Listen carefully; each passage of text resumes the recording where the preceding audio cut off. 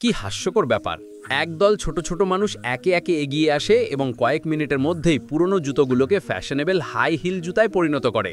এই বৃদ্ধ কারিগর মূলত জুতো মেরামতের দায়িত্বে আছে। তার কাছে আছে পেরেক, পাতলা যন্ত্র এবং প্রবাহমান পানির ব্যবস্থা। মোটা রং ব্যবহার করে সে এমনভাবে রং করে যে লোকজন অবাক হয়ে যায়।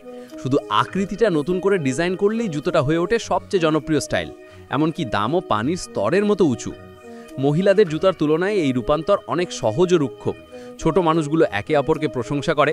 উচ্চ তাপে ছাঁচে চেপে গরমের খোলা জুতো তৈরি করা হয়।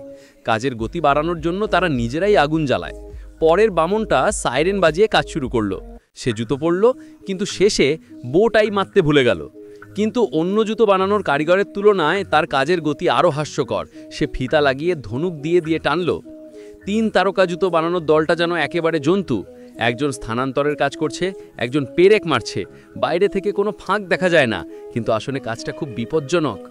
অন্যদিকে 2 বামন একসাথে নিচের অংশ ঠিক করে, কিন্তু ভুল লক্ষ্যবস্তুতে আঘাত লেগে যায়।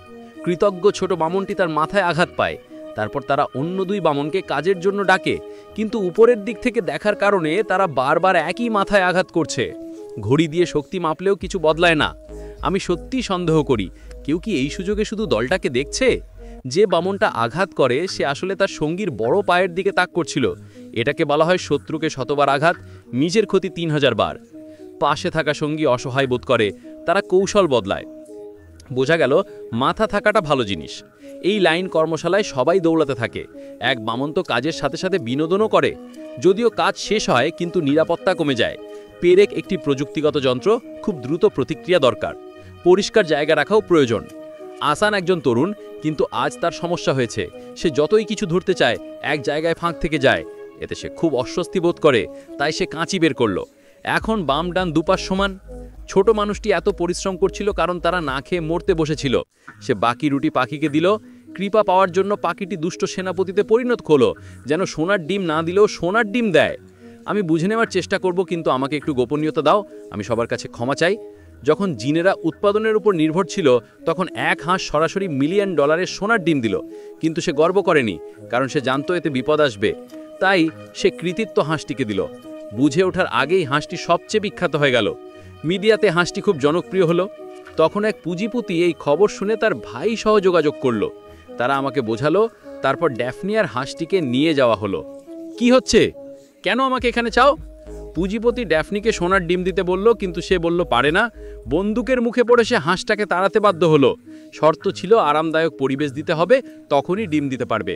পুঁজিপতি রাজি হলো। এইভাবেই ড্যাফনি রাজকীয় জীবনযাপন করলো। কিন্তু ফলাফল দেখা গেল না, আর পুঁজিপতি ধৈর্য হারালো। নিক।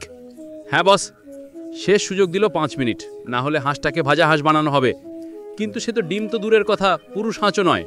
পুঁজিপতি চলে যাওয়ার পর ড্যাফি পালাতে চাইল, কিন্তু বাস্তবতা খুব নিষ্ঠুর। 4 মিনিটের মধ্যেই তাকে নিয়ন্ত্রণ করা হয়। এমনকি সে উদ্ধার পথ দিয়ে গেলেও ওয়েট্রেস তাকে ফিরিয়ে আনে।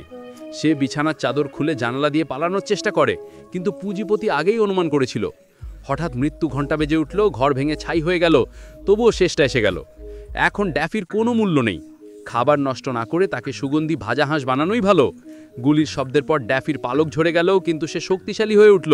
সে সত্যিই একটি সোনার ডিম দিল। এক রাজা তার সেনাবাহিনী পাঠিয়ে চারপাশ